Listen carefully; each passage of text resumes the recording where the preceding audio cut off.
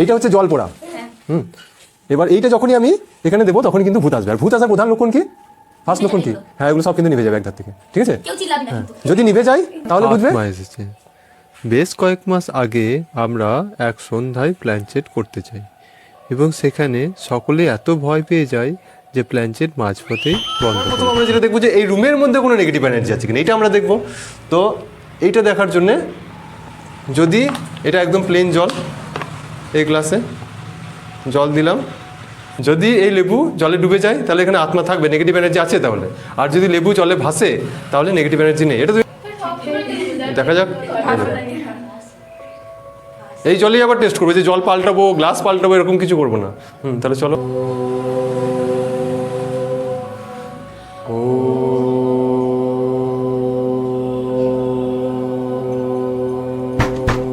Ready হয়ে যাও।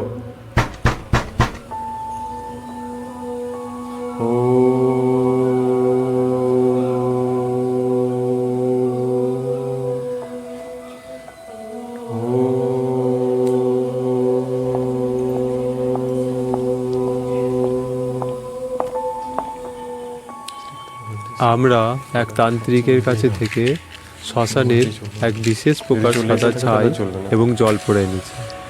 এই জল পোড়া সাদা ছাই দেওয়া মাত্রই আশেপাশে থাকা আত্মা আমাদের এই রুমে চলে আসবে। আর আত্মা এলেই সবার প্রথমে আলো নিভে যাবে।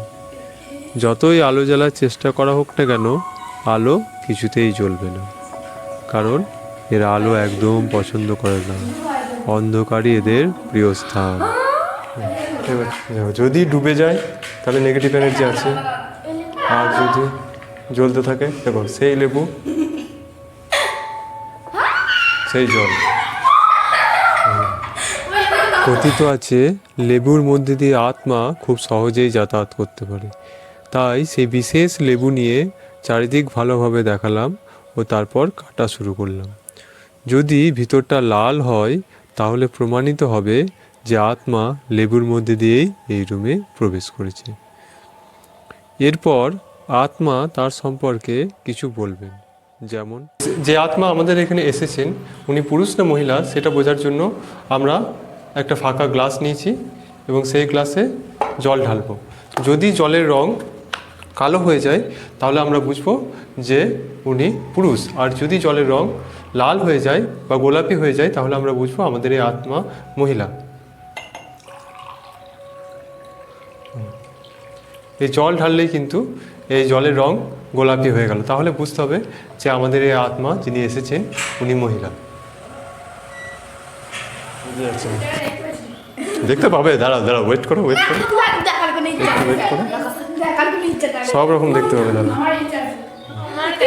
এবার আমরা এক বিশেষ হলুদ পোড়া নিয়ে নিয়েছি এবং এই হলুদ পোড়া সাদা কাগজে ঘষলেই আত্মার নাম আমরা জানতে পারব এবং তারপর আত্মাকে তার নিজ স্থানে চলে যাওয়ার জন্য অনুরোধ করব।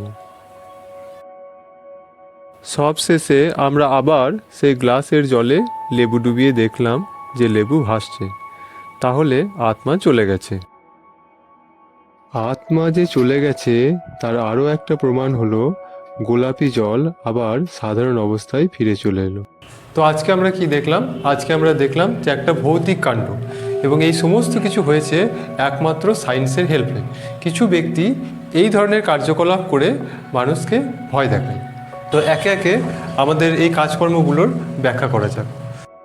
লেবু জলে ডুবে যাওয়া বা ভেসে যাওয়ার সাথে নেগেটিভ বা পজিটিভ এনার্জির কোনো সম্পর্ক নেই। কিছু লেবু জলে এমনিই ডুবে যায়, আবার কিছু লেবু জলে এমনিই ভাসে। এর অন্য বৈজ্ঞানিক ব্যাখ্যা আছে। মোমবাতিটা কেন নিভে গেল, তাই তো? হ্যাঁ বলো। হ্যাঁ, ভিনিগার ও বেকিং সোডা যদি মেশানো হয় তাহলে সেখান থেকে কার্বন ডাইঅক্সাইড গ্যাস তৈরি হয়। তো কার্বন ডাইঅক্সাইড গ্যাস, যখন কার্বন ডাইঅক্সাইড গ্যাস এখান থেকে বেরিয়ে আসছে তখন এর চারিদিকে একটা, মোমবাতির চারিদিকে একটা কার্বন ডাইঅক্সাইডের লেয়ার তৈরি হয়ে যাচ্ছে, যে কারণে অক্সিজেন গ্যাস আর এখানে আসতে পারছে না, সেই কারণে মোমবাতিটি নেভে যাচ্ছিল।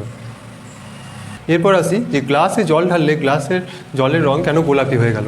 তো এখানেও ফেনলফথেলিন বলে এক ধরনের ইন্ডিকেটর আছে। ফেনলফথেলিন ইন্ডিকেটরটি খুবই অল্প পরিমাণে গ্লাসে দিয়ে দিয়েছিলাম এবং কিছুক্ষণ পর সেটি শুকিয়ে গেছিলো। এবার অন্য একটি গ্লাসে, যে গ্লাস থেকে আমি জল ঢেলেছিলাম, সেই গ্লাসে কিন্তু জল ছিল না, সেটা ছিল কস্টিক সোডা বা সোডিয়াম হাইড্রোক্সাইডের সলিউশন, যেটা জলের মতোই দেখতে। যেহেতু এখানে ফেনলফথেলিন ছিল, তাই জলের রঙটা সঙ্গে সঙ্গে গোলাপি হয়ে গেল। তারপর আমি দেখিয়েছিলাম যে লেবুর ভিতরটা যখন কাটা হলো তখন ভিতরটা লাল হয়ে আসে। তো এটা আমি কিভাবে করলাম, মিথাইল অরেঞ্জ নামের ইন্ডিকেটরটি আমি সিরিঞ্জে করে নিয়ে লেবুর ভিতরে ঢুকিয়ে দিয়েছিলাম।